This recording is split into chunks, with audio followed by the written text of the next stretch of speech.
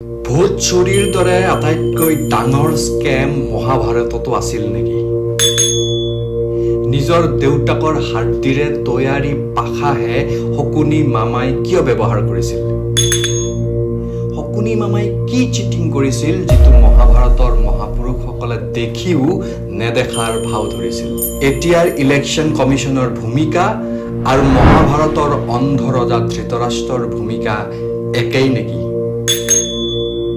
মামা শকুনিয়ে নিজৰ প্ৰতিশোধ পূৰণৰ বাবে মহাভাৰতীয় কাহিনীৰ আটাইতকৈ ডাঙৰ স্কেমটো সংঘটিত কৰিছিল। গান্ধাৰ নৃপতি সুবলৰ কনিষ্ঠ পুত্ৰ মহাভাৰতৰ ভিলেন খ্যাত পাকৈত জুৱাৰী মামা শকুনিৰ কাহিনী আজি ডাইনাপালীৰ মহাভাৰতৰ মুখ্য বিষয়। নমস্কাৰ, মই চাংকু নিৰঞ্জন ডাইনাপালী আৰু আপোনালোকে চাবলৈ আৰম্ভ কৰিছে ডাইনাপালীৰ মহাভাৰত। যি পাশাশালত ধৰ্মপুত্ৰ যুধিষ্ঠিৰ হাৰিছিল, যি পাশাশালত দ্ৰৌপদীৰ বস্ত্ৰ হৰণ হৈছিল, যিখন পাশাশালত শকুনিৰ চিটিং দেখিও মহাভাৰতৰ মহাপুৰুষসকল নিমাত হৈ আছিল, যিখন পাশাখেলে মহাভাৰতত মহাযুদ্ধৰ সূচনা কৰিছিল, সেই পাশাখেলখনত ব্যৱহাৰ কৰা পাশা মানে ডাইচ শকুনিয়ে নিজৰ দেউতাক সুবলৰ হাড়ৰ পৰা তৈয়াৰ কৰি লৈছিল। কিয়? কাহিনী আৰম্ভ হ'ব হস্তিনাপুৰৰ ৰজা ধৃতৰাষ্ট্ৰৰ বিবাহৰ পৰা। ধৃতৰাষ্ট্ৰ জন্মগত অন্ধ। ধৃতৰাষ্ট্ৰৰ বাবে ৰাজকুমাৰী বিচাৰি পিতামহ ভীষ্ম পালেগৈ গান্ধাৰ, এতিয়াৰ আফগানিস্তান। গান্ধাৰ ৰজা সুবলৰ জীয়ৰী গান্ধাৰীক বিয়া পাতি লৈ আহিল। বিয়া পতাৰ পিছত কি হ'ল তাৰ দুটা ভাৰ্জন পোৱা যায়। প্ৰথমটো হ'ল ধৃতৰাষ্ট্ৰ সহিত ৰাজপৰিয়ালে যেতিয়া গম পালে যে গান্ধাৰীৰ ধৃতৰাষ্ট্ৰৰ লগত বিয়া হোৱাৰ আগতেও কাৰোবাৰ লগত ইতিমধ্যে বিয়া হৈ গৈছিল। কাৰ লগত? এটা ছাগলীৰ লগত। এনেকুৱা আগতেও আছিল আৰু এতিয়াও কোনো কোনো ঠাইত আছে যে ছোৱালীৰ বিয়াৰ পূৰ্বে কুণ্ডলী পৰীক্ষা কৰি যদি জানিব পাৰিলে যে ছোৱালীৰ বিধৱাৰ যুগ আছে, তেন্তে ছোৱালীজনী ছাগলী, গছ আদিৰ লগত বিয়া দি গছডাল বা ছাগলীটো বলি দিয়া হয়। আৰু তেনেকৈ বিধৱাৰ যুগ কটাটো হিন্দু সমাজত এটা নিয়ম চলি আহিছে। গান্ধাৰীৰো তেনে বিবাহ কৰাই দি দোষমুক্ত কৰিছিল গান্ধাৰ নৃপতি সুবলে।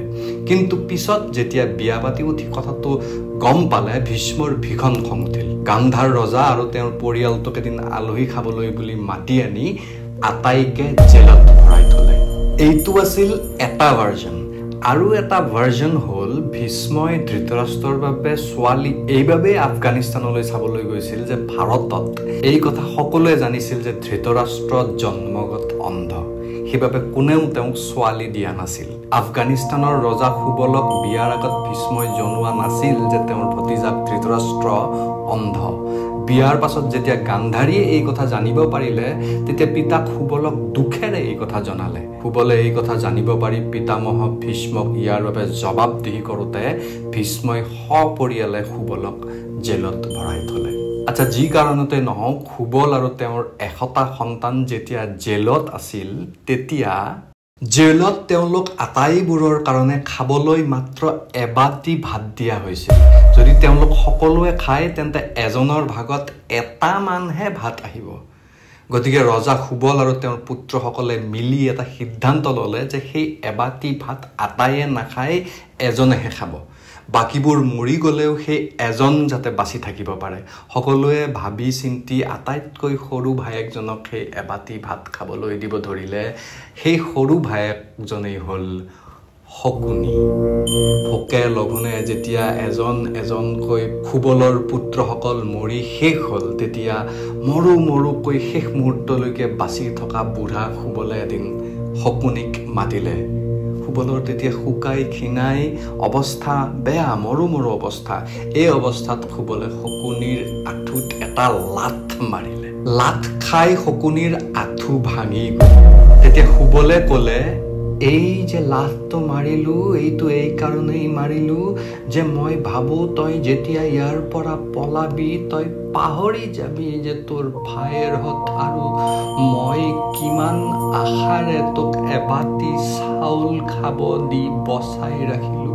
এই কথা যাতে তই প্ৰতিটো খোজতে মনত ৰাখ তাৰ বাবে তোৰ আঁঠুটো মই ভাঙি দিলো মনত ৰাখিবি তোৰ পিতা আৰু আত্মীয়সকলৰ লগত কুৰুবংশই যি কৰিলে তাৰ প্ৰতিশোধ ল'বৰ বাবে আমি আটাই মিলি তোক জীয়াই ৰাখিলো মই যে তোৰ আঁঠুটো ভাঙিলো তাৰ বাবে মই তোক এটা বৰদান দি যাওঁ শুন মই যেতিয়া মৰিম মোক সৎকাৰ কৰাৰ প্ৰয়োজন নাই মোৰ হাড়ৰ পৰা তই এযোৰ পাখা বনাই লবি সেই পাখাই সদায় তই বিচৰা সংখ্যাটোৱেই দিব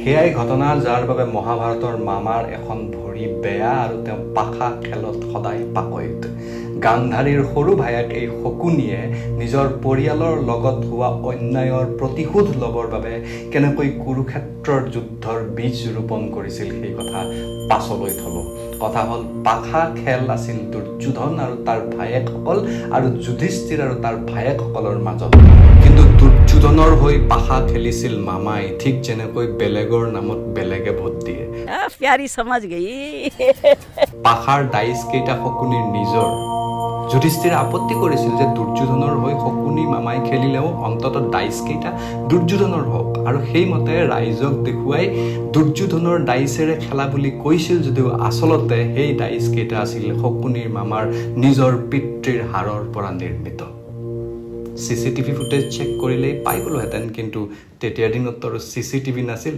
থাকিলেও ইলেকশ্যন কমিশ্যনে প্ৰাইভেচিৰ অজুহাত দেখুৱাই সেইবোৰ ডিলিট কৰি দিছিল